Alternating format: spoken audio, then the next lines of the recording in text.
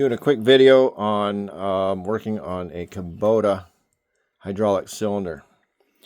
So on these hydraulic cylinders, you're going to have a seal, and what you want to do before you try and push this piston back in the tube is you need to compress the seal.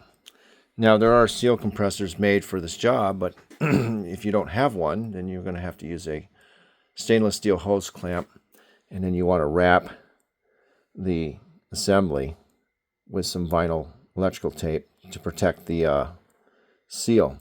So the whole point of this is to compress the seal down, because what this does is this slides inside the tube, and that has to be compressed or you're not going to get it to slide in. So I'm going through and searching through the forum, saw a little bit of a reference to doing it this way if you don't have the seal compression tool. So hopefully this helps some people out, and you definitely want to use some grease. Don't rely on hydraulic fluid for lubrication, because you got internal seals in here, and then you're going to have your outer seals. But when you slide this gland nut back on, you need to grease the inside of that seal to protect it as you're going over the threads on the edge here, right?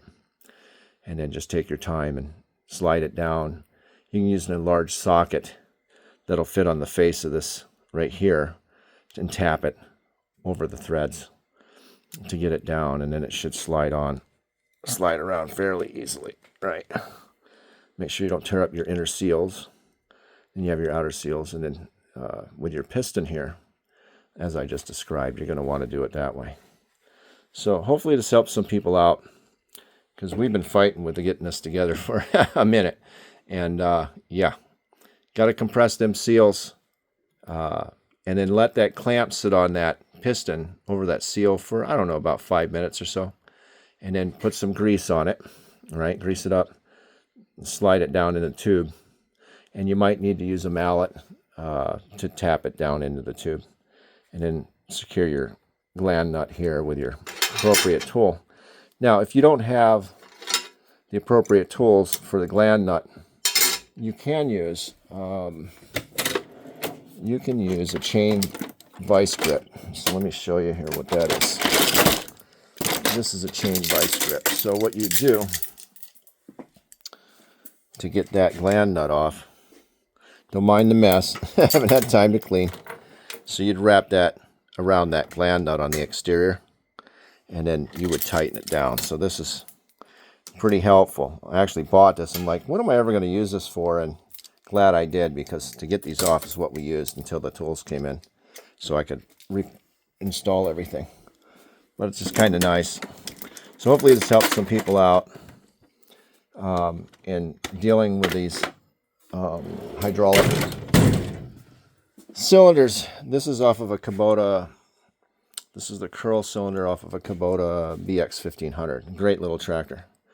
So we got to get that rebuilt and put back together, put on the tractor, and then service the fluids in the tractor in the hydrostat. So if you got any questions, let me know. Seals. Kubota wanted like $275 for these seals. So I'm going to tell you right now, that was just for this piston, right? And this is the curl. It wasn't the lift pistons. We're like $150 a set for some seals. So what you can do is you can take your whole assembly down to a hydraulic shop, and they'll just rebuild them for you. Or you can disassemble it and then take down the gland nut and the piston, and they can resize the seals and have them install them, the inner and outer seals on there. And then you can put it together if you want to save a little bit of money, but that's what we're doing.